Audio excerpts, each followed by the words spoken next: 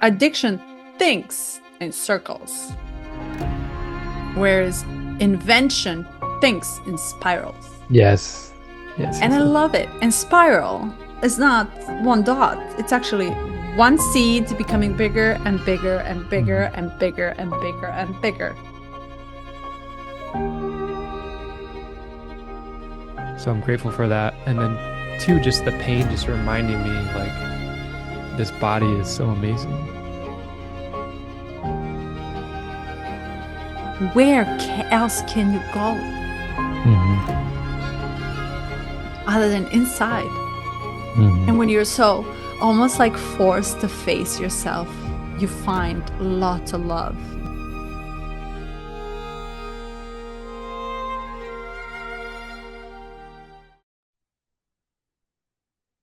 You're always ready. I I'm was the one that born, it's was born ready. ready for what? I was born ready to leap into the void. Mm. And This boy, one is are so we, juicy.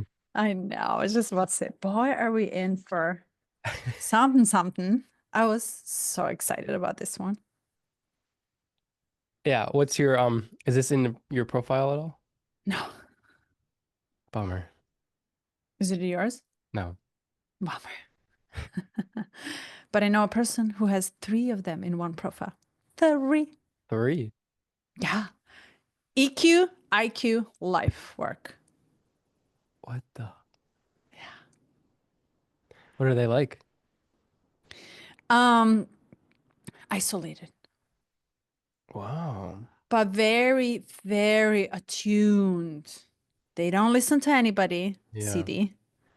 They don't receive and accept everyone's information, guidance. No, no, no, no, no, no. Very attuned. And they almost don't even talk. They are very specific who they talk to. Yeah. And almost like when I met her, um, it just lasted. You know how he speaks so beautifully, gorgeously beautifully about the timeline and the wave and its season and how long it takes and how you feel completed in the end of the cycle. Doesn't matter if Yeah. it's 7 years, if it's small time, but when I met her, it was very much the cycle that was meant for something and then it completed. And it was so beautifully let go, but you kind of almost do it with the energy who has a triple key in her profile. So holy moly. It was really Hmm. beautiful. But anyway, how do you feel about this key? I'm curious. How I feel about it. Uh, I'm trying to like delay what's top of mind right now because I want to like ease into it through the shadow and then kind of get to it. But I will say, it's just so juicy. And the fact that it was nicknamed the Abysmal from the I Mm-hmm. Ching, I'm like, oh my gosh, there's so much here. There's so much here. Um, yeah, Well, and I really like the ideas that are here, and I really feel like it's pertinent to the phase of my life I'm entering into, and also I feel like on a societal level that we are being like tested. Well, so I would say like maybe I can get into this later, but just a preview. It seems like people have different cycles, and then we interpret based on our own cycle or our own experience. And it's so tempting to want to evaluate or judge another's position based on what we think is moral or amoral. And a lot of the great mystics and saints were pretty, they weren't the most straight and narrow people. So it's very interesting.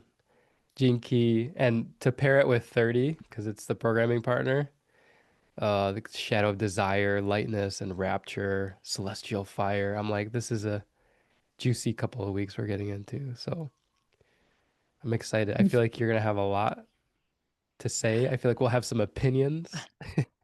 I feel, but this is what I'm feeling. I feel like you're holding on to what is about to unleash so structurally. Unleash, Eric. Reveal yourself.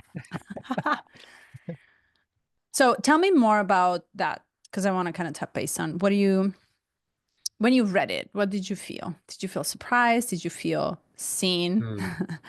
Because you Yeah. said that it's very relevant, Hmm. which I also find it very, very interesting because somehow these keys are coming into the relevance of your life, it seems like.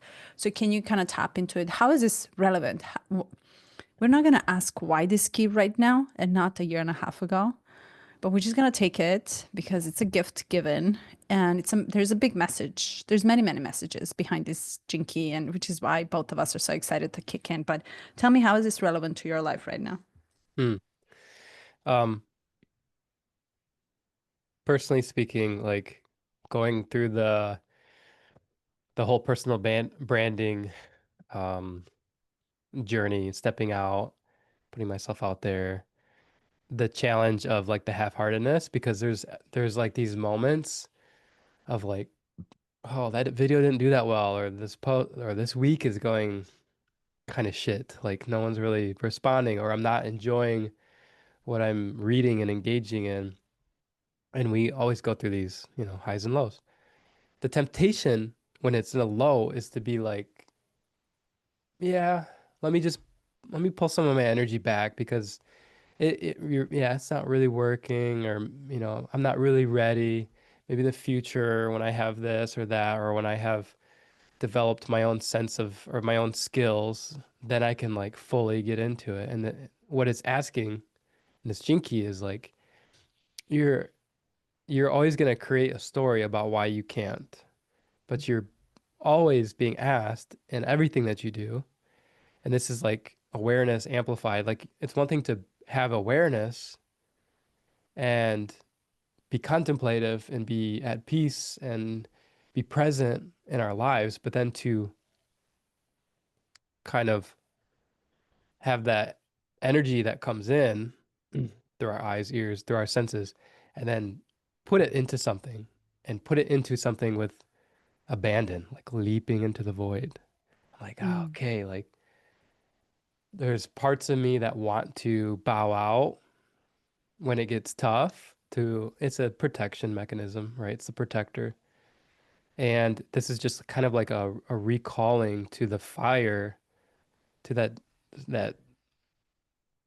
the fire of commitment, like how powerful it is. And I mm, also found uh the beauty in like when you truly commit to something, you commit through when it doesn't make sense, you get judged for it, people will like mock you. If you just keep committing, it will pay off. Like mm, luck will find you. You become lucky through your sense of commitment. And there was that element too that felt very personal of just like there's mm, there's no way to know how long it's going to take for each of us or what the path looks like, but just to say to myself, let me make sure that the alignment is true so that I can remain committed to this path. mm. And where is this, what, can you elaborate on your alignment just a little bit more? Yeah. So like if the alignment isn't true, for instance, when I was in my mid 20s, I started like online started. I started an online fitness company and it was what it was. It was an experiment. But the alignment wasn't true, meaning what I was creating and portraying, especially as my personality and who I was like very like bombastic, loud, on top of everything. I'm gonna show off. We're gonna have our shirts off. We're gonna be doing all this stuff. And it just didn't match. So as soon as there was any resistance or any difficulty, the flame just died. And Mm, then when the flame died and it was it just goes back to you. Like, can you keep the flame burning when no one else is there to pump you up? And Mm. that will occur along the path. So the alignment being, what am I heading towards? How do I plan to get there? Who am I portraying? Like, am I putting on a mask? That's not me. Um, yeah. And does it have to do with what part of you you're doing it from? You mean the commitment itself? Hmm. Alignment or commitment. Yeah. Yeah. There's this one sentence that helped me actually last week, discovery. And he goes, oh, sorry, Paul Selig's Hmm. workshop. And he said, are you doing it for yourself? Mm. Are you doing it in service of others? Meaning, by doing this, and I think you and I tapped based on our podcast earlier on that. We just didn't like expand on that, but it was such a powerful thing because everything that I'm doing, am I really doing just to do it for me so I feel better? Or is it actually in service of someone else genuinely? And this is where the part of you that I'm doing for myself, just so that I feel good, just so I get 1,000 likes or 1,000 views, it's actually feeding this part of the brain where it's like you feel good about yourself. But the feeling of really feeling good when you do it for other and then you see that other benefited from it, it's a completely different feeling. Mm. So I discovered. Yeah. And it's almost like you're almost putting yourself outside of the path. And then the the angle from where you're doing it becomes not any longer here. It actually becomes here. Hmm. And to get to the alignment of the heart and doing it from the heart is like, and not doing it half-heartedly, like here, how he really well explains the shadow. It's like you gotta be really precise on what your heart almost wants to do. Is it really a writing? Is it really a song making? Is it Mm. really reading Rumi? Is it really writing a book or doing the podcast or providing this program? And if I create a program or a product and I'm doing it just so that I can make money, I'm actually doing it for myself. That no, it doesn't right because I need it. And of Hmm. course, everybody is in need now. We're in scarcity, left and right. You think about almost, right? So you'll always find the scarcity in something, psychologically, physically, Hmm. mentally, you name it. But when I contemplate about it, I'm like, wow, but I really just am doing it so I look good for myself rather than doing it because it's the right thing to do. And you and I, this is just perfect example. That you and I started this podcast with asking nothing in return. Hmm. Actually, this is a perfect example of doing it and sticking with it because we never even had a vision nor idea. We just opened the space for something to come in and build up. And Yeah. everything out there that is almost like have been done. We did it from the fullness of our heart. And a year and a half later, you and I are still doing it. And it has its own energy. And I think that was a very big difference when I read it. And I was like, holy shit, we're actually doing this. And this is how it feels to do it from the heart versus doing it just because I want to get likes. Because you and I both have the channels separately doing our own thing. But there's a Hmm. clear difference between which one are doing, going in its own path and kind of almost like opening up the doors and which one are not. Would you agree or disagree on that? Yeah, I would agree. I do have a question. Yep. How how would you say your path started in terms of if you could evaluate honestly from the heart or from the mind, from the ego? Mm. And then how did you kind of recalibrate along the way? And then do you feel like it is, because you said the word right earlier, meaning like we're doing it right. Mm. And that feels very solid. And I'm just wondering, who said that? I read something last night and it was like prophets will use shimmery language, like shimmery, like it's Mhm. there but not there. Because when you define something, much like in physics, the observer effect, when you Mm. observe it, then it changes, it becomes a particle instead of a wave. So you use shimmery language to make it remain a wave, and then people just think it's like, oh, these are vague predictions, but you're actually participating in the wave itself. And I just want to kind of introduce that concept and see if that applies at all to this, because there's an element of as we change, as change is inevitable, the work that we're doing and the capacity of how we're serving will also probably change. So the temptation then is to say what we're doing is right in the sense of like it's not self-serving, it's doing it for others, but perhaps that changes. I don't know. What are your thoughts? Okay. So I can only speak my experience. And for me to take someone else's experience as my own truth is almost like why would I do that? Yeah. Right? So it's almost like when it feels right, what I mean by that, it feels right that I have always had so much energy to dedicate to taking time to read this, to taking time to contemplate it, to actually genuinely enjoy spending time, 1 hour, 2 hours, sometimes 3 hours, coming back to it again. That to me feels right for me, as if I am right, doing the right thing at the right place at the right time. Hmm. Almost like it's almost ultimate alignment. But, I would agree with that. and we said this many times to everybody, this is not apply to all, and it never Hmm. actually does.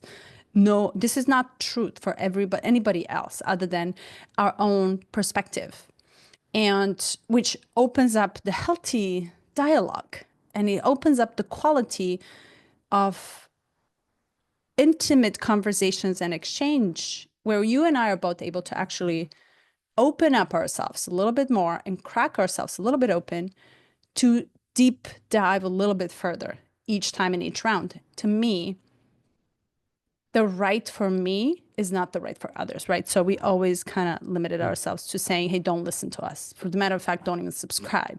It's like, don't. We're just doing Yeah. this because at that moment, it just feels good. Mm. But when I say good, when I say right, there's no clinging to it. There is like almost like a free freedom. Yeah. All I do is just show up for it and I participate tiny bit. And I open up the space for it to form itself up in its own form that it wants. And such energy, or meaning such alignment, needs its own space, needs its own time, and needs its own energy, which is perfectly what how he explains it. It's like it has its own evolution. It wants to come through, Hmm. right? So it's like, okay, I there was not one time that I felt, oh, I wish I didn't spend time speaking and exchanging with you or even with our guests. Like it was always a good time for me that felt aligned inside. So maybe the right is not the correct word for it. Does that make You, sense? you did You a want great to? job defining it further. Yes. So that alignment to me comes from the heart. Yeah. And which is why I loved this, because it's like, in the end of the day, there's only one truth. It feels for me, there's only one truth in the heart. Either it's a yes or it's a no. If Hmm. it's a no and you're really trying it, you're half-hearting it, or even 1/3 or 1/8 of a heart is there.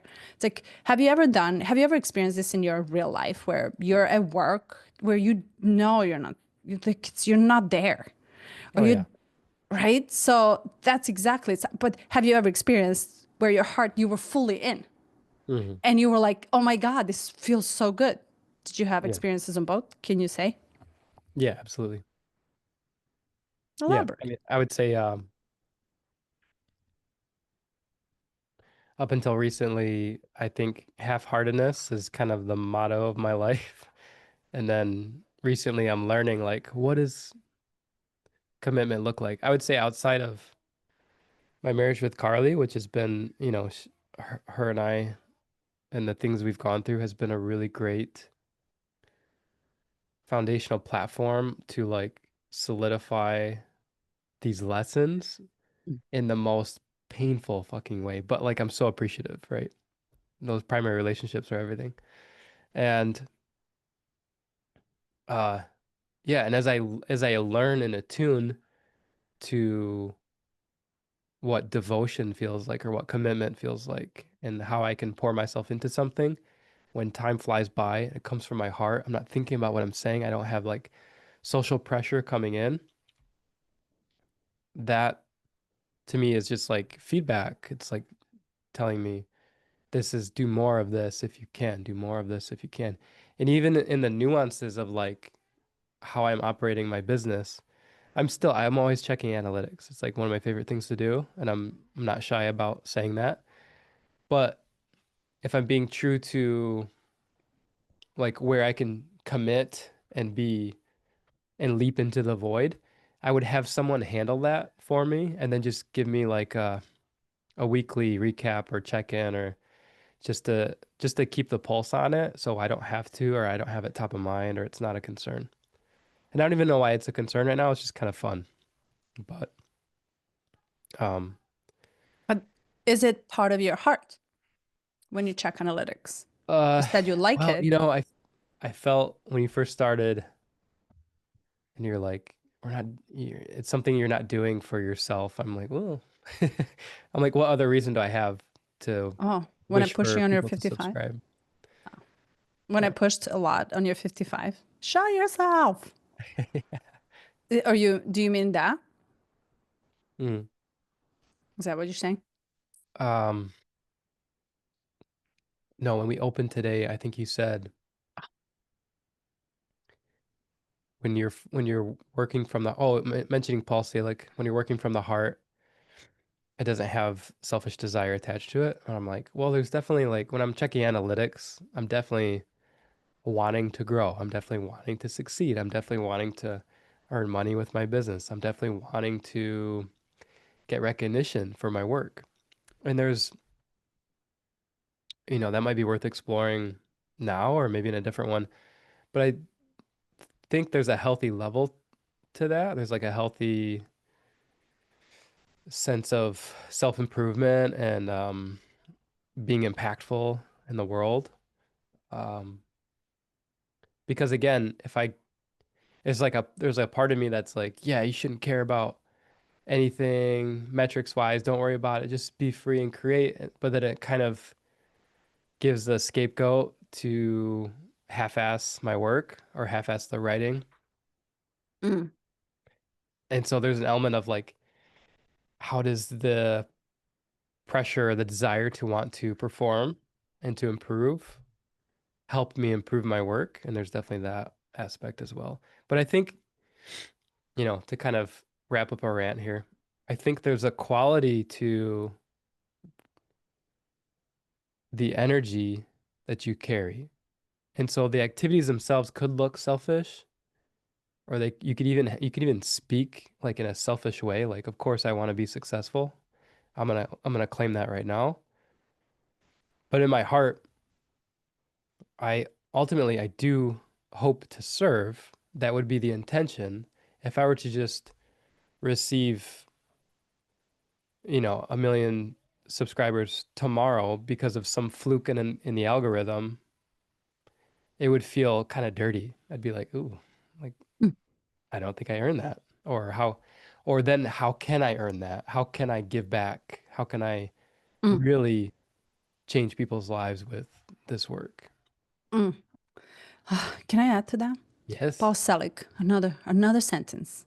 This was channeled through someone else's questions. So there was a lot of people that had questions and he just kind of just answered them. And he goes, the way you serve, the way you are. Your service is who you Yeah. are. Hmm. And if who you are is very much, I want to be liked. And I'm not speaking in you, in your specific case. I'm speaking everybody is like so programmed because of whatever system that we live in. And we kind of get sucked into we have to scarcity and we have to survive. But if I am showing up out there and I am not full hearted on into something, I'm going to come out half hearted. Yeah. And that is not going to serve me. It's not going to serve anybody. And that was such a big thing for me that it caused me a domino effect of chain reactions Mm. from Monday. Was it Monday or Tuesday? I can't remember. And day after day after day after day, it was everything was, oh my God. Even if I put myself out there innocently, because nobody in the beginning, you really don't know.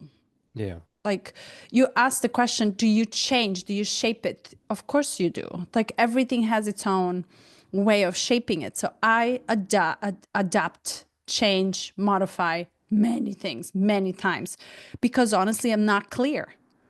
And until I am clear, I can't commit. And the only thing that I'm clear is like, I want to be in integrity with my heart. Mm. So if I don't feel like posting this, I'm not going to post it because something in my heart says it's not the fear. It's rather than it's not serving me either. So if I'm going to go and have a dinner, and this happens all the time when I'm in corporate, oh my God, years worth of going at the dinner, being like, oh my God, I'm in the wrong place. Yeah. Like, this is not my crowd. This is not where I want to be. Corporate is not my crowd, right? So you almost like, and precisely tuning into this feeling is really what helps us get there one day. I'm not there at all, but I know and I trust that I will because I allow myself space for trial, error, and success.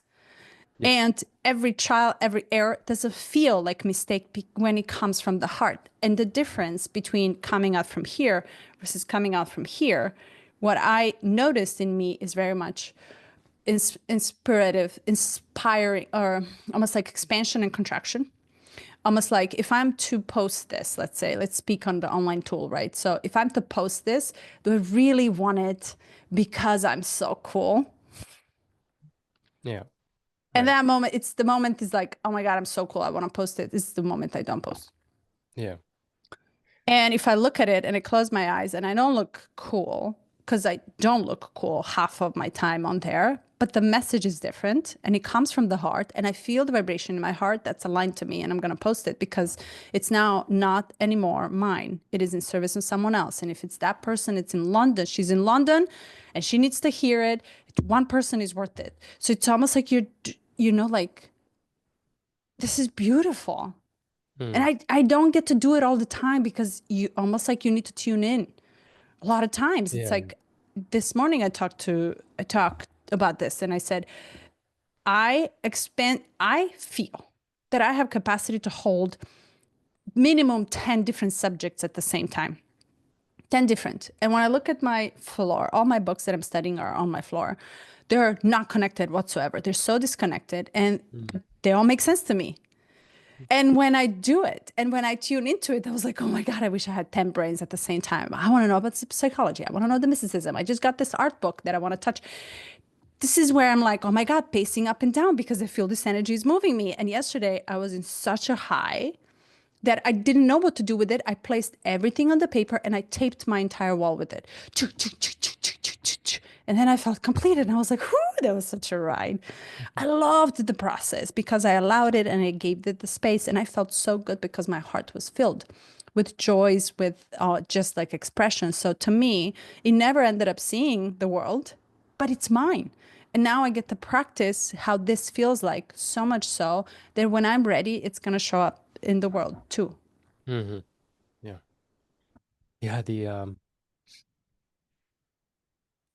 The attunement and the ability to test is I think I want to like highlight that for people. The ability to try and make mistakes and like have that grounding place of being able to catch yourself if you don't meet some standard or if you feel like you didn't give it your all. Um, that's how we attain more awareness around when we are there and when we're half-hearted or when we're pulling back. So yeah, there's like layers and layers behind how you've created that internal safety to be able to do that. And that's some of the work that you do, I know. But I just want to kind of highlight how important that is first to establish that safe inner relationship so that the ego doesn't step in when you start to pour in from the heart. You can have that conversation with the ego or with the protector and say, listen, I know you're out to help me out here and keep me safe. For Mm, right now, this is clean ground. If I make a mistake, I'm good. We're not gonna fall apart, just to highlight that. mm. And then two, there's an irony too of, I think you were talking about like when people resonate with you, when people feel the truth of what you're saying and feel that your heart is into it. Mm. There's an irony or a paradox maybe around branding, which is people don't buy like your cutesy formula or your product that has it all dialed in and it's perfect for people. They buy because they like you. Mm. So ironically, there's like an element of until you tap into that heart where it doesn't matter like the thing you created, it doesn't matter how great you think you are. It's just about how much heart you have in the process. Mm. That's when people are like, okay, I like this girl. I'm gonna buy whatever you have. I'm gonna read your book. Like because I like you, I want to see. I'm like so curious. I'm like, show me the thing that you put on your wall. Like, send me a screenshot. Oh, you're talking to me Yeah, directly? yeah. I thought, oh my God. But exact same thing. It's like you almost like, like you almost like when that frequency is met, you're almost talking so attuned to one another. There's no words to explain, like to how attunement on that level of trust feels. Mm, And I'll give you a different example because we're specifically talking us putting ourselves in something related to the capitalistic way of thinking, right? So mm, we have a desire, we want to put the product out there or serve others, right? And it feels great to contribute that way. But now we're trying to figure out what is that, right? And how do you put your heart out there? So you kind of want to learn the integrity of what is that you want for you to be your extension, but also how can you detach from it and leave it for somebody else in an altruistic way. But we're talking doing the service for others. This can show in many different ways. And you kind of sometimes portray me as this perfect person who knows everything. And just for clarity, I boo boo more than you can possibly think of. I think you're more like organized than I am. It's just correction. okay. But it Our shows inner up in critics. a credit. Yeah. But it shows up in almost all aspects of life. Almost all aspects of life. If I am to love, if I am to commit to love, or if I'm to commit to marriage, or if I'm to commit to learning and education, if I'm to commit to a higher cause, if I'm to commit to a plant medicine journey and work for others, that it's energetic. Like it shows up in a lot of things. And we are not freaking perfect in anything. And in every single aspect, you kind of need to learn its own thing. How I think of it is like, it's almost like a gift. It's like a gift given because you have the capacity to hold it.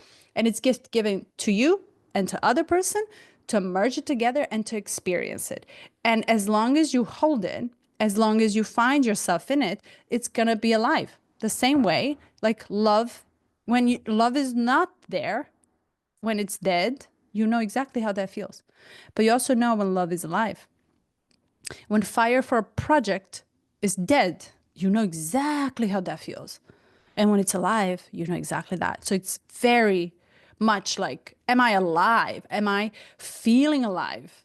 And is my fire for this what I do, this who I relate, this what I desire, is my fire alive?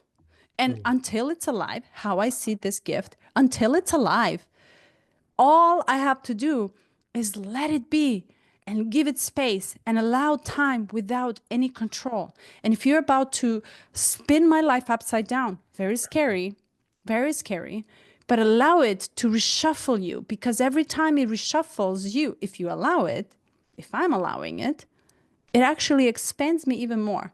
It changes me so much.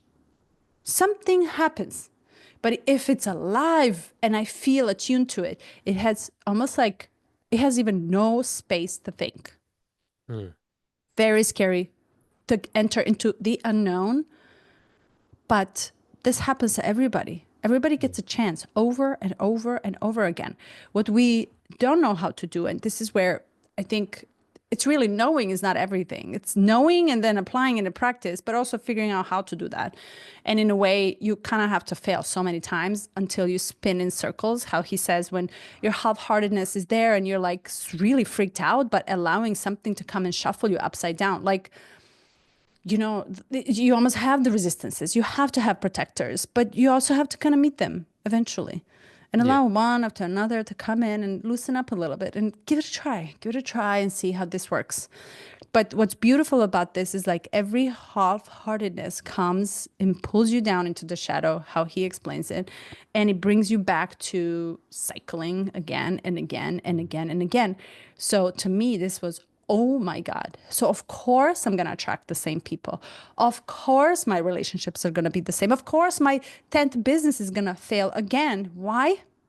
Because something in me is not speaking the truth and it's not in integrity with my heart. Yeah. And that commitment is, like he says, it's a built-in requirement for the success, but it's almost like the commitment we find back to kind of what you're saying. The commitment we find along the way as we tap into the heart. So, Mhm. from a personal standpoint, when I stepped into the brand, okay, I tried writing, I liked it. That's my thing. I'm going to make it my thing. How I write or what I write about changes even in 3 months. And how much structure I use or the types of writing frameworks that I tap into or how I present the writing. Like, do I like to write and then to read the script for YouTube? I actually enjoy that more now.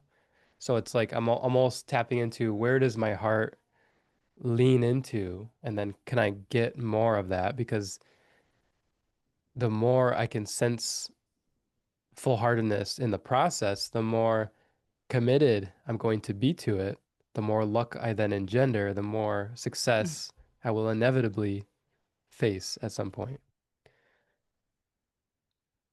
Did you just realize this, or this is something you speak Yeah, out of I experience? just realized it. Oh my God. Let's take a moment. Oh my God. Okay. I No, think so cool. I made it, I made it externalized. I put it into a frame. So it's helpful to these podcasts are so helpful, and I'm like I always say like people should try this. But there's such a quality of clear thinking you get just from going through, especially with gene keys because they're so freaking powerful. Mm. That's kind of what I wish. And I know it's a little bit heretical to prescribe something to the entire world, but I'm like find a partner who's a golden friend and work through the 64 gene keys and watch this world change. I love it. And I'm like, I'm here. And he's like, who is? By the way, when you were speaking, I got hot in my body. My entire chest was fiery. That's why I had to take a sip of water. So there's something in a transmission when you're so attuned to yourself. That means you just got into the integrity of your own heart. Mm, And there's something, and the integrity to me doesn't need to be so specific and narrowed down into niche. Not yet, because I don't have it, honestly. But the anchor is necessary. An yeah, anchor is like I can't paint my anchor, or roots to hold this big of a tree are necessary. So at least I know, but it doesn't stop from me actually expanding my capacity to, fruit more fruits. And yeah. not every fruit is going to be the same. It's going to be, a little smaller. The other one will be bigger, but there's a possibility for it. And I think coming back to it again and just learning this, and if there's any prerequisite for people to feel this like momentum, I would say it's almost unquestionable,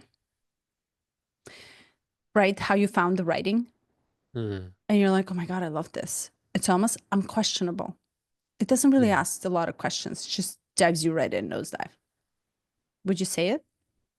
That's Yeah, the and I would case? say there's usually multiple synchronicities, Uh-huh. or like you've been told, like I've been told 4 or 5 times during, like I'm going to do a healing session with a Reiki person. I'm going to do just getting a massage, or I'm going to do this, talking with someone, and everyone, they're like, do you write? Are you a writer? I'm like, no. I mean, I kind of do, kind of enjoyed it earlier on. They're like, you should write. And I'm like, okay, like a journal. And they're like, yeah, I'll journal for a day and then I just don't.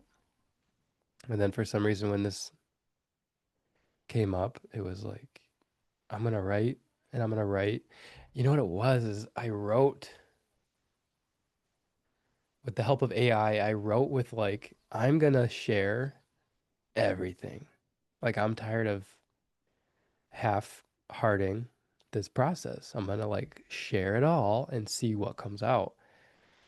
And I think in that I found the joy, like the time just flew by, it was like 20 hours of writing. And I was like, Yep. I could keep writing if I wanted to. So there's synchronicities and there's also that sense of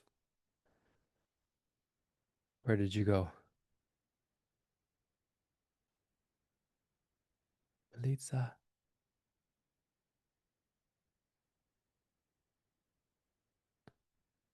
I'll just keep talking in case you're here. There's also that sense of how time just flies by when your heart is fully into something.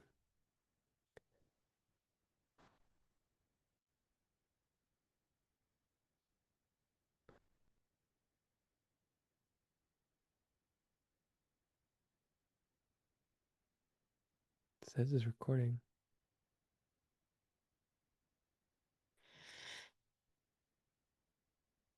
Are we recording? Okay, so his heart just blew my electricity. It just disappeared. You blew my circuits. This is how powerful your heart is, Eric, Mm. Mr. Wonderful. I was over here and I was like, Melissa, okay. So I'm gonna keep going. I And you only got a couldn't do couple, it? I got a couple sentences and I'm like, because your face froze, Yeah. and then I would look up and you're still staring at me like that. I'm like, I feel like I should stop talking here. Anyway, But you see, it brings a beautiful point. It's like we need each other. We need each other, yeah, people. We need people. We need each other. it's okay to be needy a little bit. Yes, I agree. Okay. Okay. Do you know where I mean, can we pick up at the same restaurant we stayed in? I think we have to go to a different one Okay. because I don't remember exactly. It's okay. Sometimes you get the French fries from this place and then you go to the other place to get the burger. Cosmic, was it Cosmic Waitress? Yeah. Shift changed. Okay. Do you have anything that you would really want to touch base related to the heart, half-heartedness? I really like how he actually named it clearly and simply like that. Right. Um, I do want to touch on the abysmal because I was reading it. I just found it comical. Is it the shadow? Yeah. Okay. So the abysmal was the Chinese name for the hexagram, and it's one of the major symbols for predicting danger on life's path. And he says this is exactly what the 29th shadow does. It keeps throwing you into very challenging situations in which your commitment is tested. Once you Say have more. embarked on a certain path in life, you are really flying blind. You have only the power of your commitment to carry you through the abyss. The abyss and the abysmal. I don't know if those two words are closely related, but um, your fears heckle you from within and threaten to undermine your commitment. If you yield to them, you actually create the conditions for misfortune. But if you can weather your doubts especially at those critical moments, then you create the conditions for transcendence. So I think at some point we're moving into human relationships, and he says since this is paired with the 30th shadow of desire, it is the reason why so much confusion enters into relationships. Because the desire operates within those cycles that we talked about, those clear cycles. Mm-hmm. So in marriages, commitment is a built-in requirement. If sexual desire for another rears its head, it signals one of two things.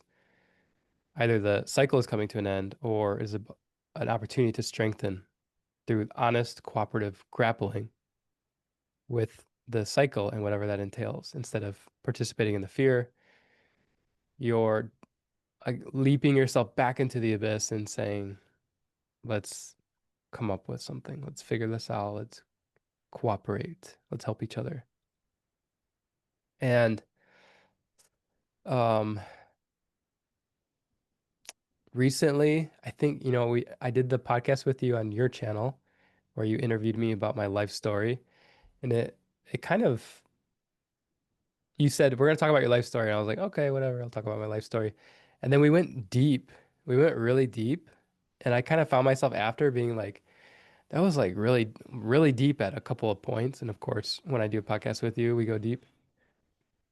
But it started to bring up some things that I had left unsaid and unspoken. And one of those things was like the sense of, as the man in my relationship, feeling like I'm carrying a weight and I can't, it's almost like I'm carrying the weight. And when I want to share with my wife what I'm carrying, I have this I have this like fear that in that feedback loop of me sharing and getting vulnerable, she'll withdraw further. I'll feel more weight, and then I'll have this need to then share more. And at some point, either I have to just carry the weight, which I've been doing, or I have to just await some magical change in her behavior, which I'm not saying is not possible, but you know, I wanted to take some responsibility. So what I did is I just wrote as much as I could this morning about all the bullshit that I was feeling, all of the weight, the frustration. Some of it, and I'll be honest, was sexual. Some of it was like desiring, and I just poured it out and I used it as an opportunity to recalibrate where my heart was. Because what I found was I'm fulfilling the role that I think I need to be as a man in the relationship. I'm doing the masculine thing. I'm holding the space. I'm keeping it together. I'm keeping everybody cool and calm. But what I was not acknowledging was my own heart. Mm. And we don't always have the perfect container to find that sense of expression, but that's okay. It's just finding whatever container that you do have to step into that alignment and finding out what does your heart want to say. And then just doing that practice, it brought me right back to 55, feeling like the victim, and then sensing my own sense of freedom and being like, okay, I'm viewing this like I kept calling it a weight or a burden. And what I'm not realizing is that by calling it the weight, by identifying it laboriously as like something that I'm carrying for everybody else, I'm pre-qualifying myself to be a victim in this relationship, a victim of my circumstances, and a victim so much so that I'm going to turn off my heart. I'm going to pull back from my heart because it doesn't feel safe. And just having the opportunity for expression, for reframe, And to kind of picture it differently, what I came away with was not that I'm going to isolate or remove myself, but I'm just not going to feel that I need to be the person who manages everyone else's emotions, because that's kind of the role I was taking on of, okay, you're feeling unsteady, or you're not sure about this thing, or you're feeling fear, you're feeling doubt, you're feeling worry. Let me assuage it. Let me massage that away. Let me help you get rid of it.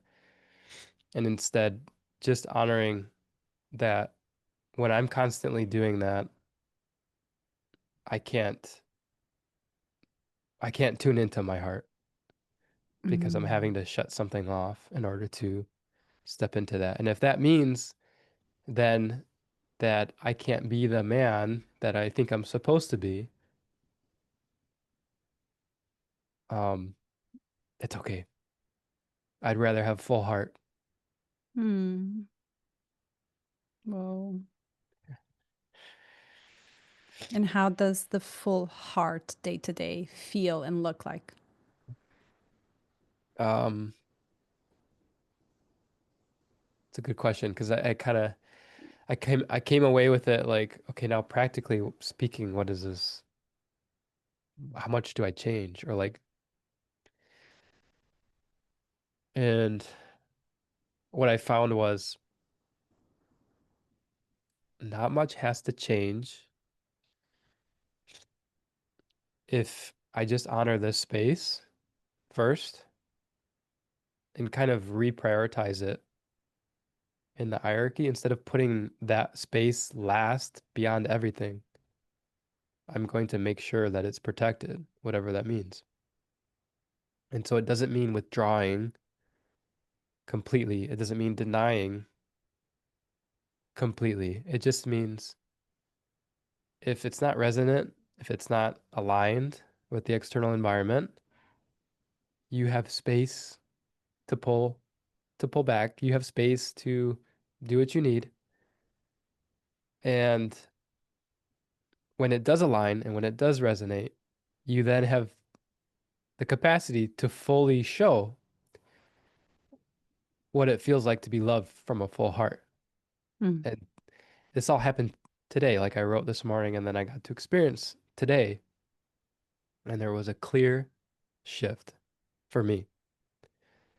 There's a clear shift in the quality of my day and the quality of my experience, in the that feeling of what of weight has shifted to more lightness. And I can sense that even with Carly, that she feels hmm, like it's kind of nice to be around Eric. And Mm. it's hard to put into words because we often try to logically work our way through these issues in relationships, especially. And logic just doesn't get it just doesn't get us there if we don't know, or we're not being real about what's actually happening. Yeah. And it took Mm. me so fucking long to like get to this point, but it was actually I was getting to the point of noticing habits and behaviors that I wasn't feeling aligned with, and I'm like, okay, instead of me using this for further guilt and shame that I'm not the man or I'm not enough or I'm not whatever, I think what's actually happening is it's because I'm not tuning in. Mm. And it's easier said than done, obviously. Mm. Wow. Thank you. This was beautiful. And what I'm hearing you say is that when you tune in and you go directly into your heart, not only your needs are going to always show up. Every, you know, their resistance is always going to show up. But when you tune into your heart, there's one ingredient that sits there waiting for discovery, and it's love. Love. When things come out of heart, they come out of love. Mm. And when you tune in to love, you're on a mission, that it's different. Mm. Your entire mission changes because you no longer see yourself as a victim, you see yourself as a warrior, Right. right? And there's this like, there is this different, immediate, different radiance that comes out because you're on a mission. And that mission has changed from last year, from yesterday. And it's different, and it's different, and it's different. But it's still based on love,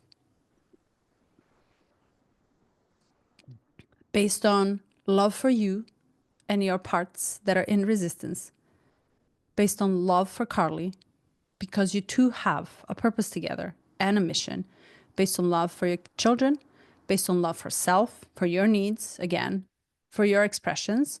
Love, love, love, love. Mm. And, you know, and it's very interesting that he's talking here about 7-year cycles of marriage and relationships where you have to change. And I am not yet to meet the person who didn't struggle in a 7-year to 8-year cycle, which is like almost like that's a cycle of human to human connection, relating, completion. But why? Right? Why? And what happens after? And if you, how long you've been with Carly, may I ask? 8 years. So you're right now on the cycle, almost. You're Mm. right on it, meaning what it was the purpose before and a mission has changed because it came to completion.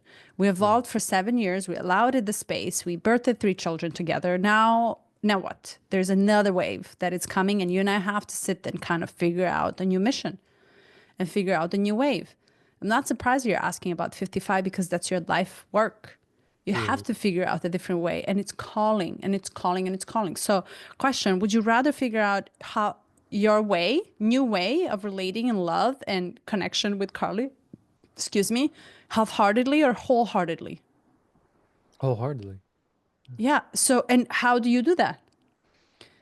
It's unknown, Yeah. but she's going through the same exact thing. It's like, it's, you don't know.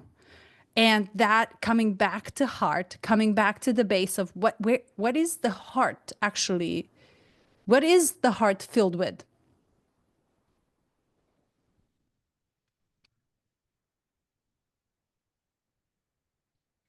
What's heart filled with? Mm.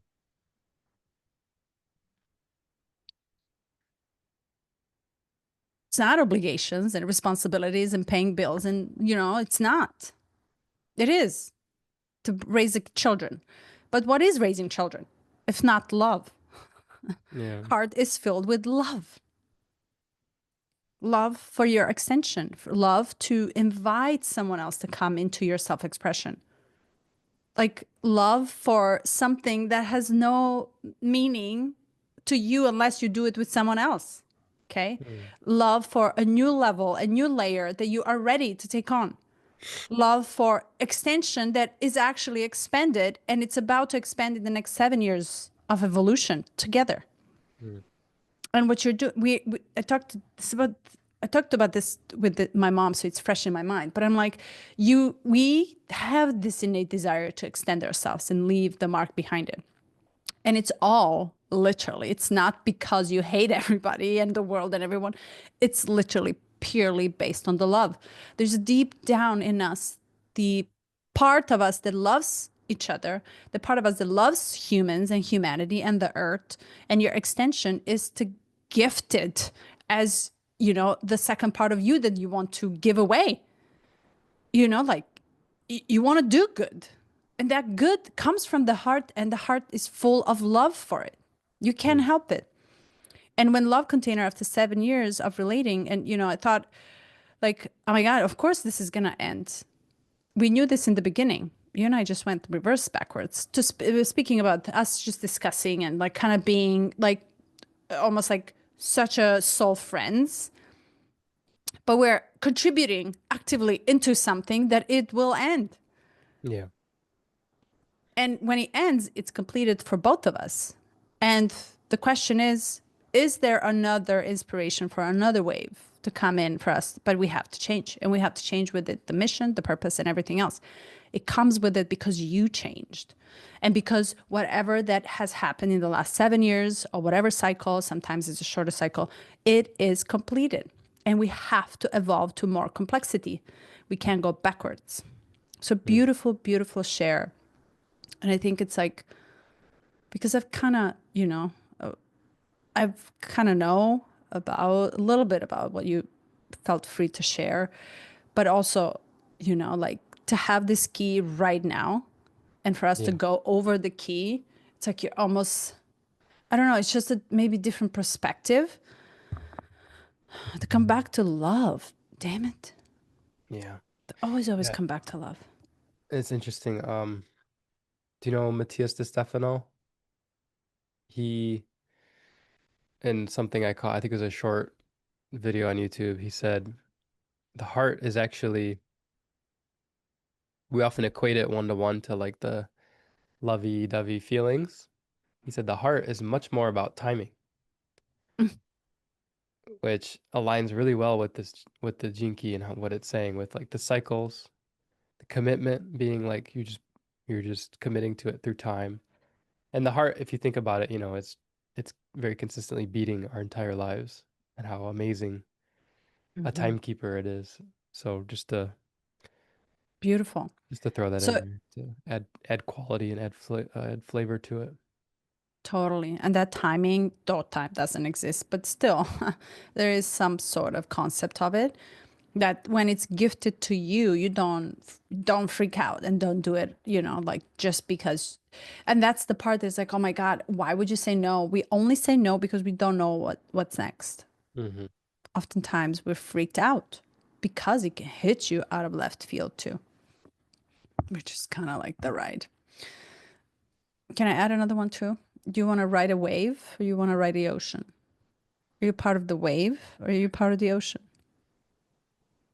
Paradox. Just a seed for thoughts, thinking. Hmm.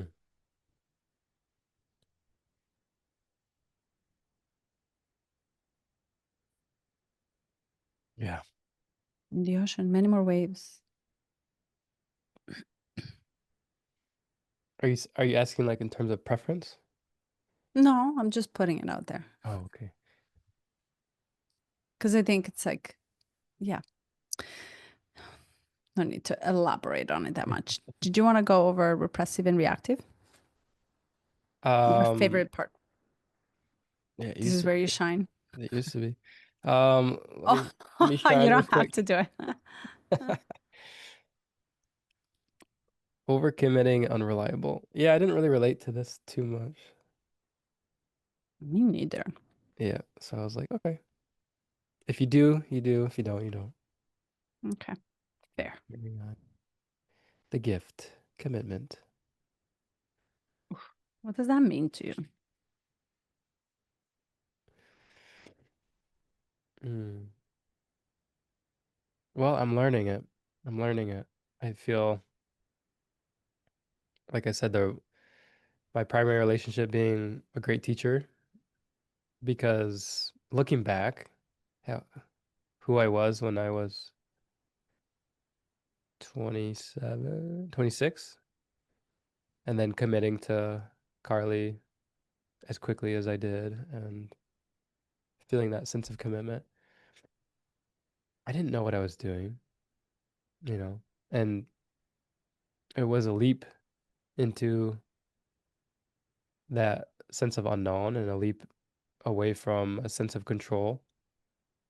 I think it's interesting that there are quite successful single men out in the world of podcasting and leading conversations that are choosing to, whether by lack of options or whatever else, choosing to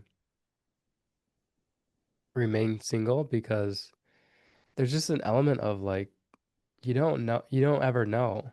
And so there's a temptation to want to have that piece figured out, like this is the right person or this is who I want it to Mm, be for the rest of my life, or but it's not clean at all. And I'm grateful for the decision I made because I'm learning commitment in the process. Of course, I made the commitment with the legal papers of the state and with, you know, somewhat religious overtones, kind of watching over that process of getting married and making that commitment, putting a ring on the finger and just saying, I will always choose you. And I think it's just as simple as that. Like, okay, here's this commitment. There's going to be times when I don't fully understand where I am in the world or how I fit or how we fit or how things are going, but just to continue to choose you, continue to say yes. And then now in like this business adventure, putting myself out there, even with the podcast with you, it's been a great teacher. Um, and an easy one because we've given each other almost zero pressure to show up and to, you know, you can take as many trips as you need, you can take time off. Um, we went a year and a half, I think, without publishing, and we just kept Mm. recording. We're like, we'll figure it out. So that's what commitment is to me. It's the experience that I have, and I think it's different for each person. There's probably levels of commitment that I will never be able to comprehend, and I don't know what that is, but yeah, the experience of it is changing and adapting, and it's just about stepping more into the unknown, like you said. Mm, beautiful. And as it changes, you change with it. And as you change and you're now relating to another person or a business, it's still a relationship, it changes too. So it has to evolve. That's the beauty of it. It has to evolve. And he points out really good point that we are, as a humanity, we are at the precipice of the change where we have to figure out the other way of relating because we are following a concept of marriage or relationships that does no longer make sense. Hmm. Yeah. Right? So it's like no longer does it make sense to commit to something that you don't even know how you're going to be. Not only 10 years or 55, 70 years later, you you're almost certain you will change. Hmm. And commitment to consistency is impossible. Commitment to change is very possible. And if I commit to change with you, I'm committing to change so much and go through learning again and learning again, not only how to relate to myself because I'm different, but also how to relate to you and learning about you too. It's a huge commitment Hmm. and also a huge, massive amount of desire. It has to be fueled by something that continuously brings you back to it, brings you back to it, brings you back to it. The same with work. And now, we know no, work is going to be very soon, quickly in the Yeah. next year to be replaced majority of the time. It's like no more, that's empty hearted work. Yeah. Now, we're not even no longer talking about half-hearted things. You almost don't have a chance or a choice. We don't, than to do genuinely things from our whole heart, even relationships. So when he hits the rock or he hits the stage where I no longer see you as someone who I married or who I bought the house with or established something that I thought is gonna last forever. But reality is I changed, you changed. We didn't figure out what the plan B is for it, and we're crumbling down because we completed what we were supposed to do. We have to sit and figure out what are we committing to. So the commitment no longer is the container. The commitment to me now means committing to something so much bigger than us, Hmm. right? So much fueled with a different level of purpose and mission.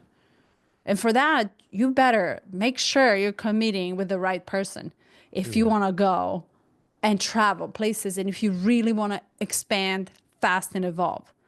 And to commit to a person, you better be 100% sure here that this is the person I want to commit to Mm.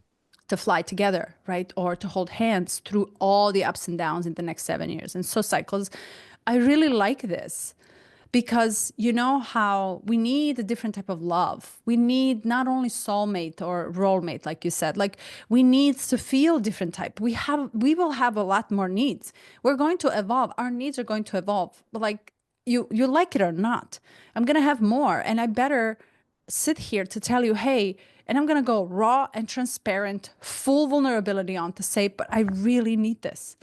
Yeah. I need you to hold me and I need you to see me and I need you to hear me. And here's my safe word when I can't take it any longer.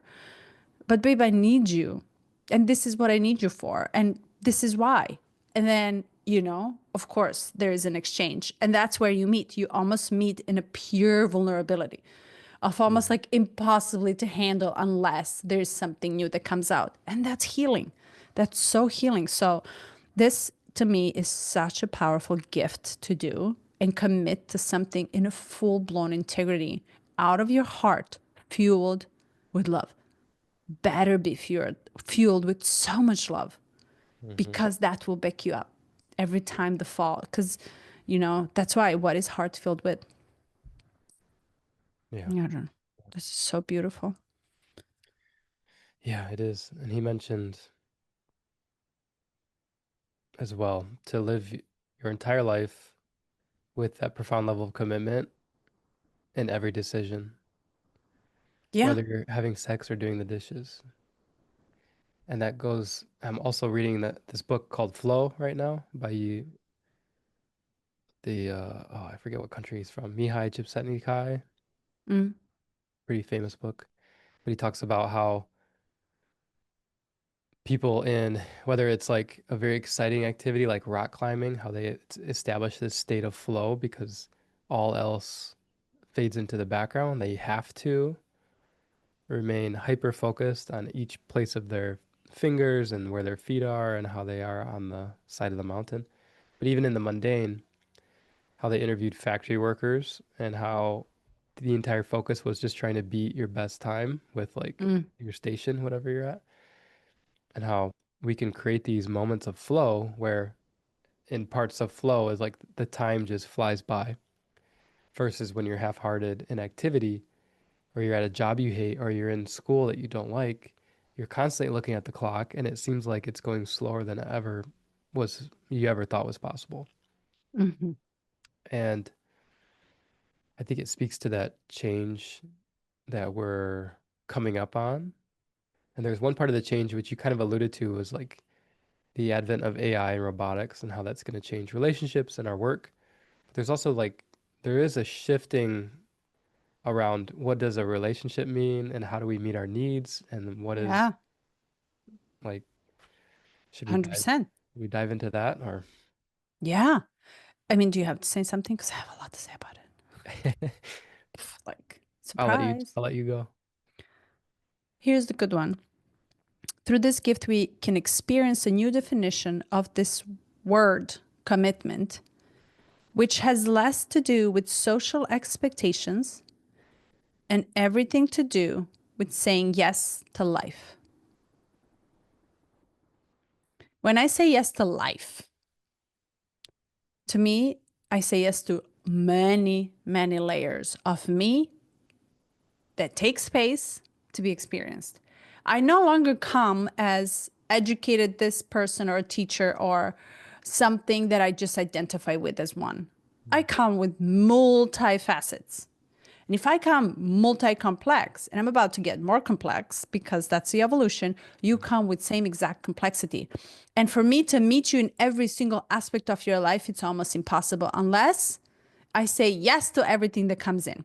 And just to add to the end, which is the CD, how he ends the CD is like the moment you stop worrying about everything Yeah. and you let go, that's where you actually take space. Allow space, allow that commitment to purely become devotion. And to me, devotion is very much to devotion to living fully. Right, right. And why would I stop you just because I can't express myself? Right. Where is that push and pull coming in? So you're absolutely right. We are changing. We have to change the way we relate to one another. We have to allow each other so much more space. We have to learn the qualities that are forgiving fast, Right. allowing your space, looking up to you, reloving you again, falling in love again, finding the mission together, finding the Right. purpose in life together, fighting for a cause that is higher than us, which is life. Hmm. So to me, it's impossible to run away from this. Yeah. And of course, this one is so pertinent. And I don't know, maybe it didn't come up for you, but it was so clear to me, this Aubrey Marcus podcast, Mm. how this came up in this one. And I'm like, okay, part of me is smirking in 29, but then I'm like, we'll see when we get to 30, because I think that's when the full picture of these dynamics come into play. But just for context, if people haven't, or maybe because you're a little bit closer to it, maybe you want to share the context. Go ahead, fire up. Okay. You seem to be So, more passionate about it than me, but oh well. it's yeah, we'll get into it. But um Aubrey is he's a podcast host and another bunch of other stuff. And he married Vailana, who's a beautiful woman, a singer, a healer, and he used to be polyamorous, and now in this relationship with Vailana, he vowed to be monogamous. And then throughout their short relationship so far, I think it's been 2.5 years or so, um, that the edges around what monogamy means has been blurred. And now to the point of they have a third party in like in the relationship itself, but they're still choosing to call it commitment and monogamy. They're calling it radical monogamy with the help of Mark Gaffney. And so this just came out last week, and it's really sparked a lot of conversation, a lot of introspection, and a lot of emotion from the community for people that know them and or know of them, and for people too that have an idea of what's true for them and what they want to stand behind. And so, if nothing else, it's curating more conversations around the topics of sex, love, commitment, and then desire too as a potential shadow force. We'll see how that plays out. But in reading this, what I found was, if nothing else, and it's tempting to take context and assume information based on context. And that's what we learn to do. Like especially with people in the spiritual community, we've learned a sense of context taking and what we call intuition or information gathering outside of the words you speak or outside of how you're presenting, because that's how we created safety in our lives. And there's a lot of context taking around maybe Vailana doesn't actually want this. And I want to point back to there was one point in the podcast when they each kind of said and pointed to this idea that your pleasure, even if it doesn't come through me, and they all kind of were like, yes. And if nothing else, this is like, I want to be full-hearted in everything that I do. Like I want to let go of what does it mean to be amoral or to have a right relationship or to have something that is supposed to be the way you say it is. Instead, what if we carried forward, and this is where the radical part comes in, the sense of, I want you to be in your fullest expression. I want you to be in your fullest aliveness. And I think potentially Vailana gets more credit here than, well, Aubrey would, but I found it really interesting. Of course, aligned in the sense of like now we're doing 29 and this just came out a week ago. Oh, you mean time-wise? It's Yeah, timed. timed for us. I mean, I really don't have comment about it, about the podcast in general. But what I did do is zoom out. When in doubt, zoom out. And when you go there and you zoom out far, and then you kind of just see a bunch of people down on earth Yeah. trying to figure it out, Right, right, right. you see a collective that is shifting. That's it. And it's somewhere is hard, somewhere is easy. Yeah. Someone gets sucked in, some many people didn't, right? So it's like, but you see ants just moving and building something on a collective, really like collective level together. And there's like this like movement that is happening, right? And this movement almost like has to be radical. I went down recently, I'm just gonna shift it just to tell you the movement of how much of a movement has to be radical for us to wake up and do something about it. Simple as that. That's my conclusion related to the podcast. They don't have a massive following like politicians and religion and Right. other big names, but they're still catalysts for some sort of movement. It doesn't matter how it ends. It might not end as a clear copy of what they are doing, but it's a movement, it's a shift, it's a little nudge. Mm-hmm. I ended up going to a rabbit hole, discovering and digging out Black Death. And Black Death You mean the is plague? the plague. Oh, And I was so fascinated by it. And I was like, oh my God, how is it possible that a virus or a bacteria or a virus gets in to the body and wipes out 40 million people in Europe and Asia? And the reason why, because apparently, when you start doing and digging, what I found out so far, internet, I don't know if it's true or not, I'm not a scholar about it, but it said that there was this massive shift back in 1600s, 14, 15, 1600s, where a shift in Earth and global evolution of Earth happened.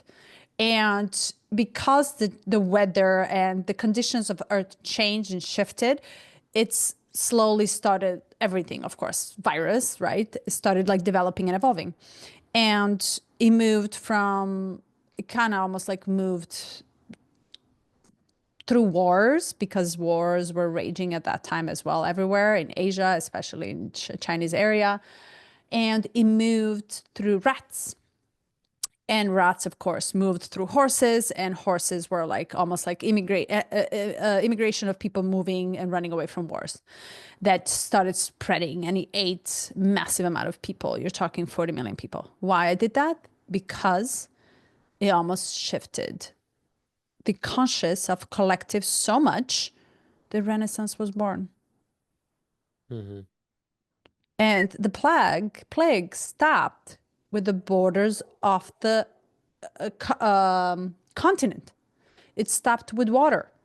It spread Yeah. entire Europe. It literally took entire continent of Europe and Asia and stopped where the water stopped. Why I say this is like something so massively fearful and scary and radical and amount of like you can't control it, it's out of your control, shifts a lot of it inside and also shifts a lot of it on a collective level too. Without it, with Renaissance, we wouldn't even have it. Michelangelo wouldn't come up with the brilliancy that he did to shift the entire peak of Renaissance. So to me, something is shifting and it freaking has to be so radical. But if I have any influence, I can only do my part. And I can only do it. And if I have a choice, I only have a choice on my part. Do I share? Do I teach? Do I educate? Do I not? Do I sit in silence? It's my part.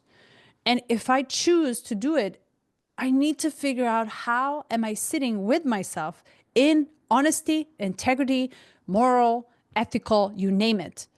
The only way for me to do it, if I really have some thought form that it's conscious, I can only do it based on the heart. Mm-hmm. And I know that they shared everything from their heart, but it's their way of doing it. If you receive it and if you tune into it, if it doesn't speak true to you, don't do it. It's Yeah. that simple. Do you? and bring a new way, because we have to figure it out. And many of us will fail in figuring out how to structure such a traditional institutional context and box that we all fell in over and over again. But another layer is like our next step is unknown. Hmm. So what they're doing is, to me, brave Yeah. enough to shift and nudge the be a catalyst for thinking, and if anything, contemplation. But it's up to Right. you how you want that box to, if you want it to be a box in the next round. Right. Thoughts? Right. Yeah. Yeah. The it's like the catalyst to be brave from the heart, if nothing else. And Yeah. I think the temptation in viewing is to, it's almost like what keeps happening is like I'm not interested beyond just I watched it one time and I formed some opinions. I didn't have like one large opinion. I just was like, okay, it is what it is. And then it just kept coming up. It's Mm. showing up like response video to the puck, and I'll just go and like briefly read the comments, and it's just more of the same, like judgment. This isn't right. This isn't aligned. This doesn't resonate. And I'm like, okay, but there's a large wave moving through humanity, at least in these small communities around this topic, that is bringing it up to the forefront of conversation. And we think, if we think this is going to be disruptive, just wait until, like, and Elon Musk has said this, they posted a video of the robot dancing or whatever, and someone said Yeah. something alluding to, can you make it sexy? And he was like, don't worry, it's coming. It's Mm. inevitable. And it's like, just wait until humanity has the option, and then wait until the majority choose it. Mm. Now we're in for a treat of like, this is the new Black Death of like, Ugh. what's gonna But happen? we don't. But again, we don't know. Will they choose it? Choose it? Will Yeah, majority choose it? But let me ask you this: when you're coming back to that commentary that pops up and you're tempted to it, are you in it wholeheartedly or full, half-heartedly? am I am I going to it? I'm not in it at all. But the It's almost like temptation of it. curious. It's just like the temptation to like peek and see like, But is your heart there? no, I mean, I don't have any, I'm not tied to it at all. I don't have any say. I don't even have enough heart in it to leave a comment. Partly because I'm like, I'm gonna be, of course, the guy that's like, maybe we should look at this a little differently. And I don't want the energy back on me. But the other part is because like I don't care that much. Like Yeah. it's just interesting how many people are claiming what's right and wrong. Like I've just never seen this level of like right and wrongness in the spiritual community before. And I've sensed it over the last few years, like this movement toward there is a way. And before it was just kind of like, it's about you, it's about resonance, it's about what feels right for you. And now it's like there's a lot more definition coming in, which I find Mm. interesting. Okay, and let me just add to that one more thing, because it wasn't enough for me to do the research on Black Death and figure out. I don't know why. I just got, my heart was there, and I had to satisfy, and it was just lasting. I don't know, 4 days. So I ended up in a museum, going in a museum, in to look at the picture and art, because it's a representation of that time lived at that time. And Getty Museum here has massive amount of collection here in LA. So it was just like, oh my God, like a feast, feast. And I ended up in a quarters of European and Italian art before the Renaissance. And there was this one picture. It's massive, like it was huge, human size. And there was this monk sitting with the Bible. This was pre-Catholicism, right? So everything was just heavily influenced by religion, with a cross and a skull, alone, and under the tree, in his very late age, almost like you can tell he's elderly, living alone, a beautiful picture of background and mountains and nature and everything was so divine. And he looks up and he sees three heads of angels showing up. So he looks at the vision of what enlightenment can be. Why I say this? When I read the description, he was this leading, we call guru, of this movement back in 1600s where he promoted giving up of all material, some sort of material life back in 1600s. We're talking back in a day, and living just with white rope, living with the nature and completely tuning into the nature and meditating and praying and reading the Bible all day long until you get enlightened. He had a massive following. From what I read in as a description and listened to the audio, he had been leading this way of living back in 1600s. Mm-hmm. Nobody knows who this is. Nobody knows what the movement is, but it happened, and it happened for a group of people. And that's it. It was part of the overall evolution. Why I say this, because we have this movement all the time. And Mm-hmm. they're just part of it. They're just one small little part. It does not feed in India nor in UK. It only is a movement in Sedona and whatever part of the west coast of US, for example. It's just like a movement, but it's also a participation. It is also a active participation for the contribution. And there's no other choice than to really figure out what part of you is speaking to share your extension to the world. So to me, it was just like, doesn't matter Blavatsky, doesn't matter 13th century. You don't, you're not, you're just a part of the movement anyway, and the part of the wave. And that wave is just a wave some people surf on and some majority is not. But everybody is in the sea of the ocean. We're all part of it. So it impacts us massively if we're open to give it, not give it a try and try their way, but open to receive and start thinking and also see how this applies to me. And is it really speaking here or not? Or am I just very much like, he even says this.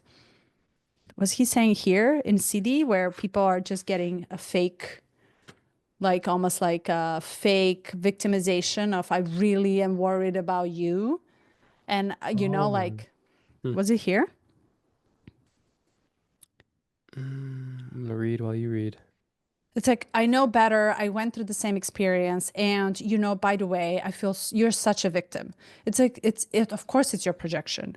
But at the same time, it's like, that's not your contribution. Your contribution is that contribution comes from your mind.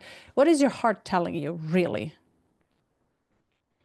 Are you actually committed to something that is bigger than you that you want to try and give it a try, even if it fails? Even if it fails, because everybody out there says that they will fail. But give it a try and see how that feels and see if this turns into the devotion later on. Yeah. Are you asking personally or more generally speaking? Generally, I'm on. Yeah, I would say generally, I think where my heart is actually sad is this is a wave, like you say, and there's potential to ride the wave, and people are choosing instead to just What? hop in the boat. I don't know. Go the other way. I'm like, well, if nothing else, like how do you move into more heart awareness, if nothing else? Like I think that's what the wave is. It's just Yeah. more heart awareness. What's interesting is it's the exact same concept that has been alive for a quite some time. So they didn't invent this concept Right. at all. And we still fall for it. But when you're saying is like, I think something internally is cooking anyway. Yeah. And it's making you wonder, question everything about you. So it's almost like a nudge. Yeah, it's just like it, and what I think what happens is we take for granted the things that have been cooked into us through our upbringing. We just don't have the awareness. So I think what's happening is like this is an opportunity to become aware on some deeper level. It's not I don't think we should be taking stances either way because it's personal. I think what we should be doing is becoming deeply more aware of our personal experiences and if our heart is in tune. And it's a tuning. It's like a tuning fork. It's like we're gonna hit this tuning fork. If you resonate, great. If you don't, try to find your own tuning fork. What does that Yeah. look like? So Yeah. It's kind of beautiful.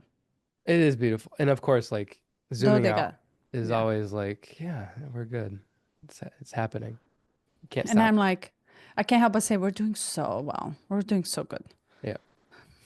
When in doubt, zoom out. Humanity is pretty special with Mm. all of the obstacles that we've been able to. Imagine, imagine living on Mars. Can we just take a moment for this? Yeah, Like, why? imagine living somewhere. I don't get it. There's nothing out there. And we have to build everything artificially. It would be literally rocks, blocks, Is this metal, a is this a can. critique of the vision? No, no, but the reality is the planet is beautiful. Yeah, yeah. Yeah, I mean there's like we could get into that I mean, space. It's um who wants to go to Mars, damn it? what's like it's like you get into oh what's a good analogy? Your boat is burning, you're in the ocean, so you decide to build I don't know. I don't know what the good analogy is. But essentially I've heard this argument from one of my good friends who I travel the world with back when I was like SpaceX was just kind of like gaining traction. They were launching rockets, and I was like, man, wouldn't this be so cool if we could travel, like we could go to China in like an hour, or we could take a trip to the moon, or we could, he was like, I think we should take care of our own planet and just learn to live here. I was like, I see your point, but also it's almost like there are waves and they can go in many directions, and Mm, it's just a matter of like humanity's gonna be humans are gonna human. Like mm, the earth is gonna people.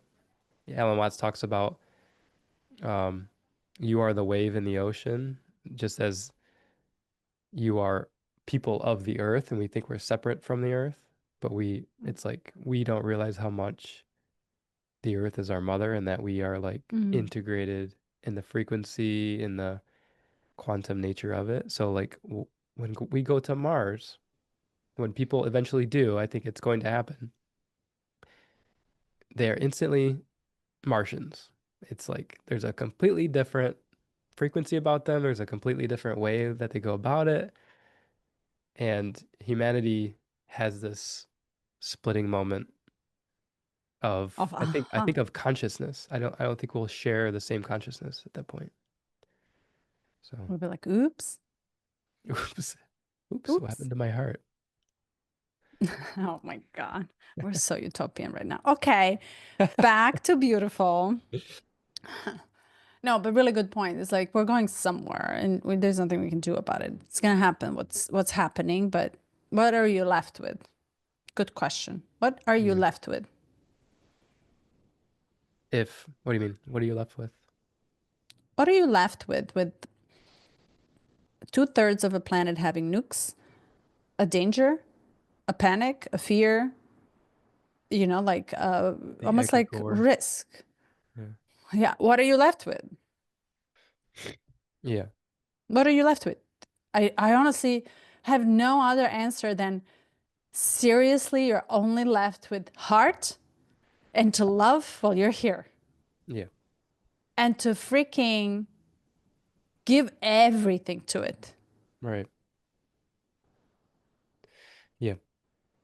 The the wave can carry us there, I think.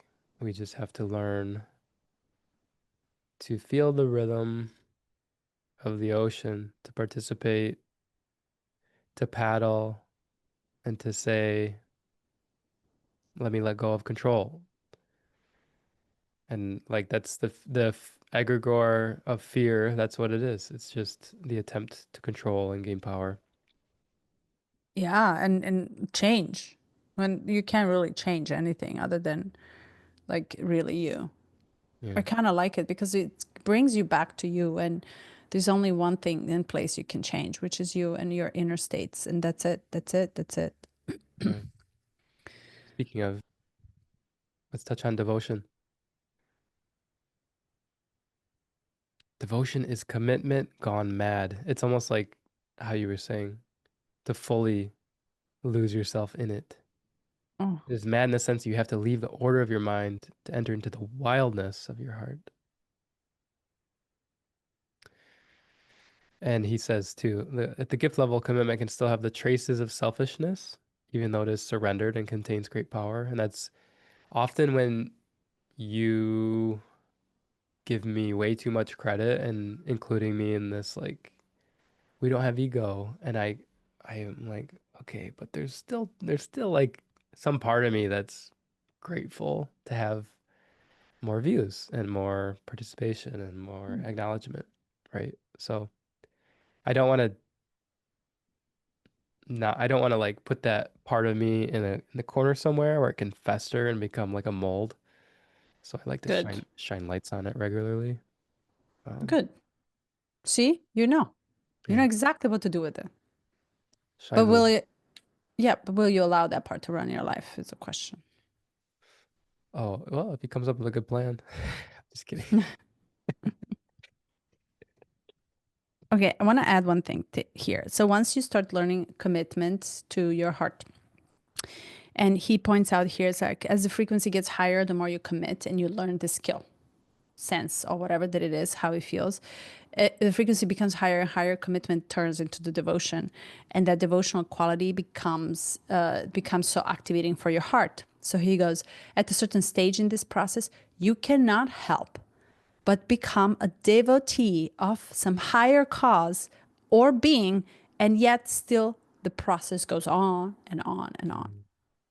I was like, I want to cry. That was my note. It's like, you can't help it. Have you ever experienced this? Uh, this got this went beyond where I've ever been. I think there's a level of like letting go that I'm just it's not there for me yet. So we'll see. Okay, good. But that tantric devotion, right? The devotion of like he speaks in it. And this is getting into like the amoral. What do we think is supposed to be normal of imagining having sex with the divine consort and just having the experience fully like embodied and having it like a constant part of your experience of life and having that lead to that heart openness, like there's the radiance that magnetizes people to you. I'm like, man, But look how much you open just by I thinking know. and talking about it. See, but I know. that speaks that you almost like it's there for you. You have the quality. You just have to give it a try. And that means it's bigger, meaning you just have to give it a try. There's no recipe for it. You will know exactly when you're ready. But the way that you're speaking about it is already part of you. You Right. lit Well, up. it's part of all of us. Like we delude ourselves in thinking that we're not tantric beings, Yeah. that we're not devoted. Um, and I Yeah. love the way he put like these people often address the entire world as the beloved. Just a beautiful. It reminds me of Osho, of course. Mm. And I wanted to ask you, like, you've done some workshops, you've been here and there. Have you ever done tantric or anything that kind of resembles this Siddhic layer? It was not called tantric, but the tantra ways are bringing you outside of yourself. And a lot of inner work can become tantric, but it has its own stages and steps that you enter through. And when you start like diving into the depth of your darkness Mm, and learning how to accept it is almost tantric. yeah. But in the union where I experienced levels, and I don't know if this is all, it's probably not all, but when I experience levels is where you unite on a deeper than the soul level with Mhm. someone where you become so merged that you emerge from it differently.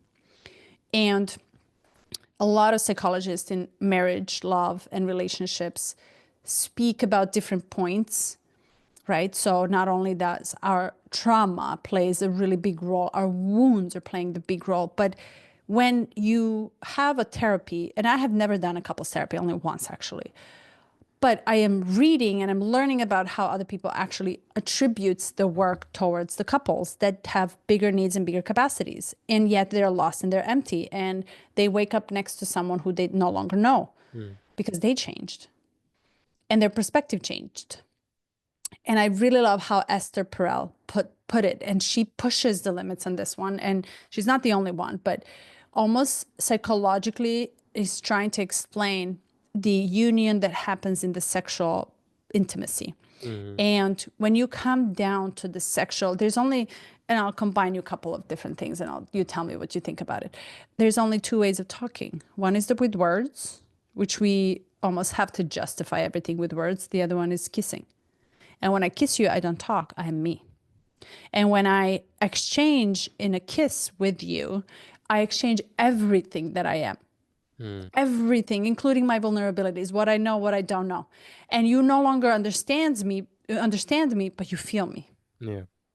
And you can do this only when you mirror, right? When you blend in with someone. And to Mm. blend in with someone, there's no one person that entered any relationship, no, with the plan to end it. You enter full on. And you enter full on to develop, to grow, to evolve, because there's a mission. You're almost on a mission, full and almost like fueled by love, desire, pleasure, and potential. Mm. And but you see me then. So Esther Perel comes in and says, if I am marrying you, and now I have to have sex with you, but I'm marrying you because you're a great partner, I love you, I'm attracted to you physically, and you kind of fit all my boxes.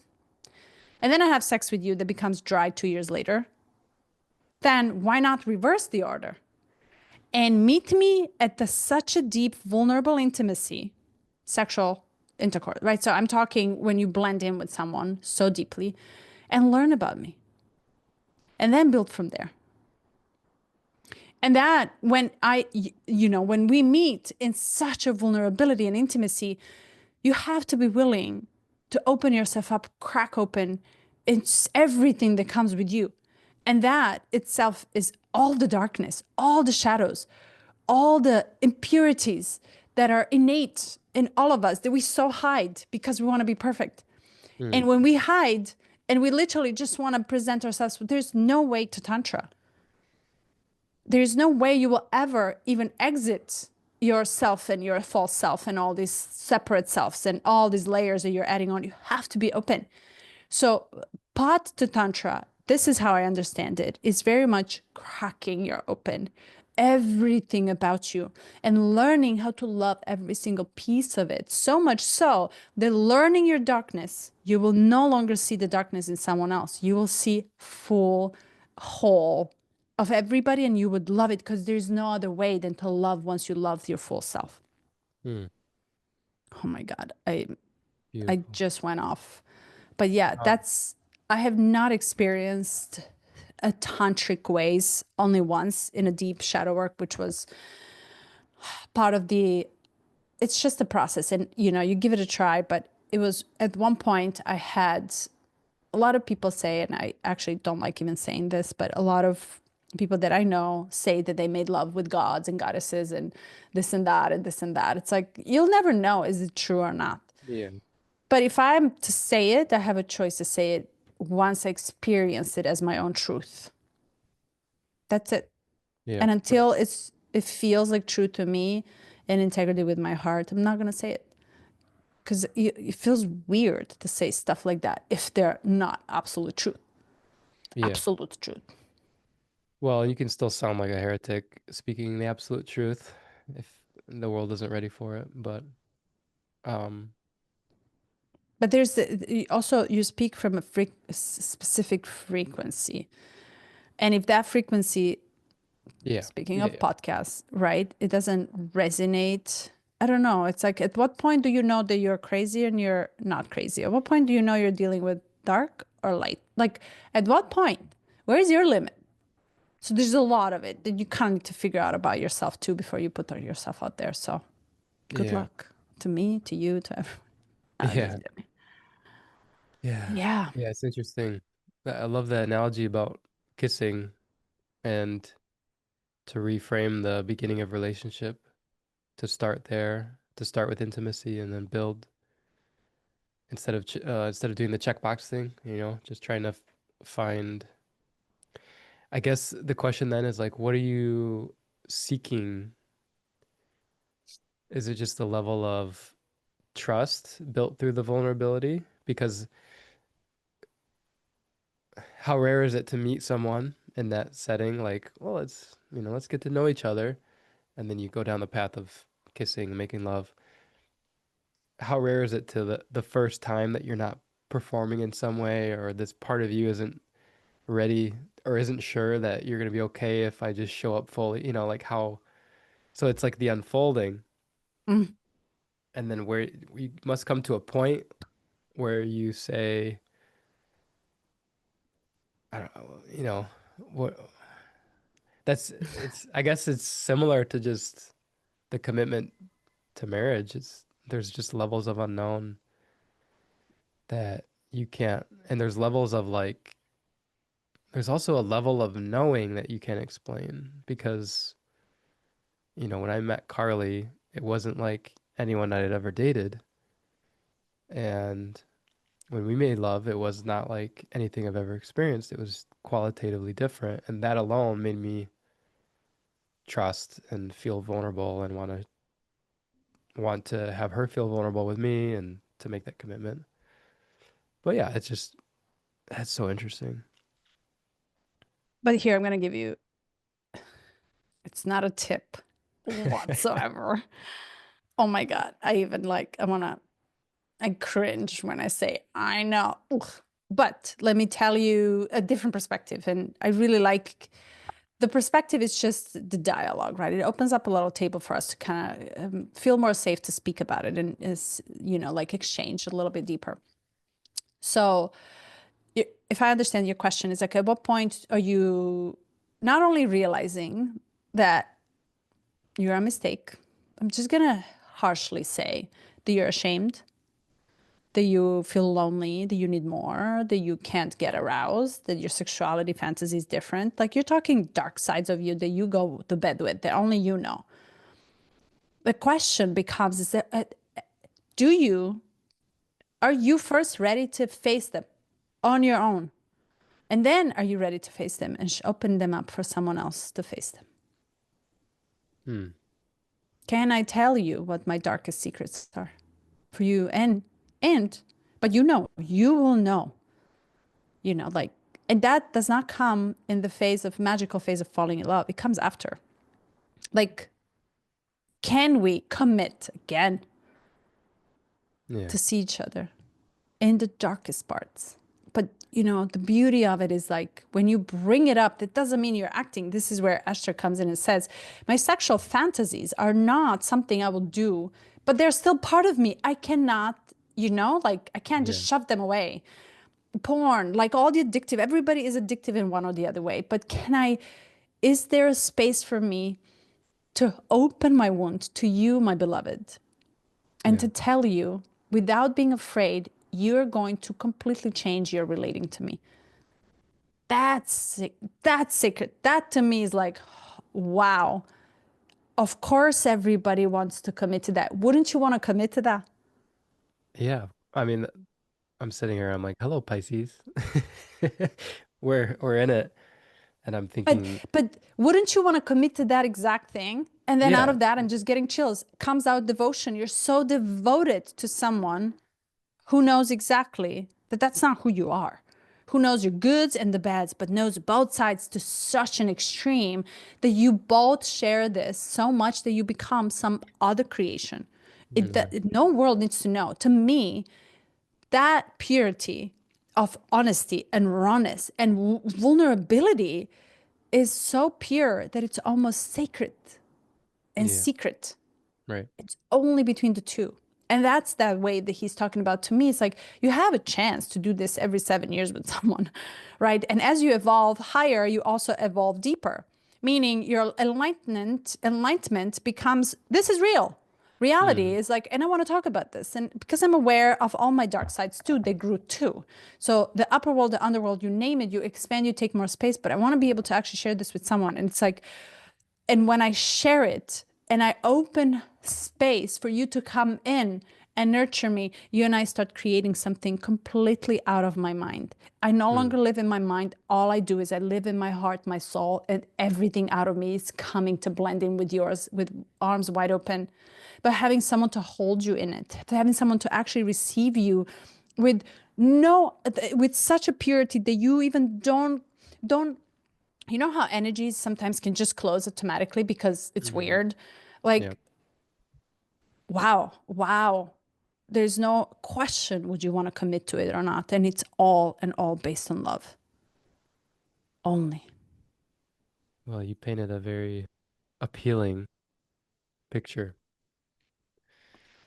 I have to ask, how do you nurture someone to want more vulnerability when, Mm. like, if, you know, someone has the personality of a hermit crab?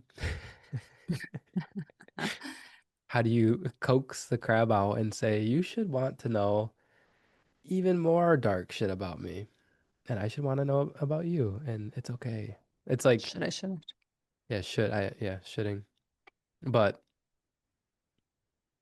of course, it's the desire. It's like that is a desire, a strong desire of mine is to merge. I think we have that, right? As human beings, like to merge, Yeah. to feel the unity on some level again. Um, But I think I know what you're about. I know what you're asking. And I'm gonna wrap it up in like how I understand this CD, and this is why it kind of touched us both so much that it was almost like a message timed perfectly. yeah. Trust your heart above all else and never worry about the consequences. And to do this, it takes ability and capability and strength and power to actually allow everything that no longer Yeah. serves you to crumble. Yeah. Just saying this gave me chills. Yeah. That's powerful. The crumble and disappear. Oof. And to do this in marriage, I'm not married. I don't know how this. The only way is to go back to, again, wholeheartedness. This is such a perfect CD for that. I mean, the key, wholeheartedness or like I Yeah. gotta tell you, like if I'm relating to you, I want you to know when I'm pulling it out of my ass versus my heart. Yeah. And I wanna see if you can commit to it to me again. But honestly, you committing or not, this is what I can commit to.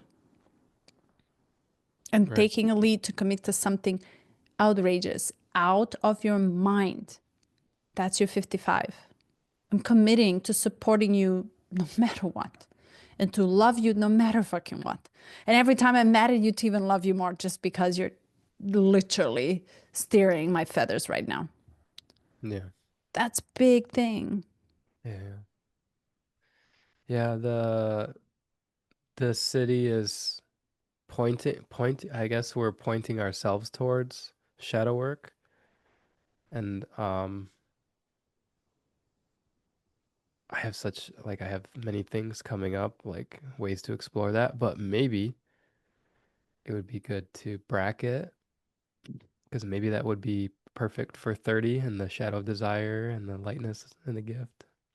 2 hours. Oh my God. Because I'm But sitting here, I'm like, all right, let's go.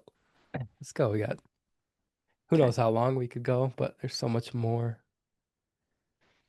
The depth could be endless. totally. This was such a good one. Thank you. Yeah, I loved it. Juicy. Thank you. Thank you. Thank you. Thank you. Thank you. Thank you. That's it. Thank you. See you Do you next have time. anything else to say? No. All right. See you next week. Love you. Bye. Love you. Bye.